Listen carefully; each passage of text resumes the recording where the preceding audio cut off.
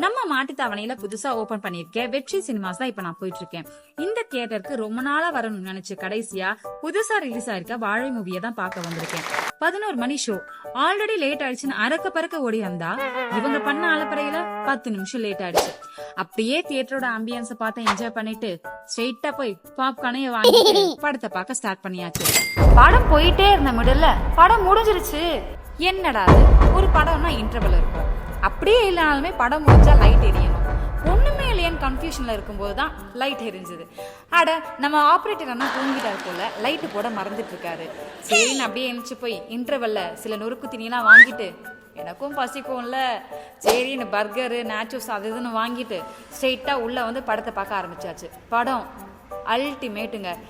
Second half நல்லா பார்த்தேன், enjoy பண்ணி அந்த டீமுக்கு பெரிய ஒரு ஹேட்ஸ் ஆஃபும் கிளாப்ஸும் கட்டிட்டு நான் கிளம்பிட்டேன். டாடா.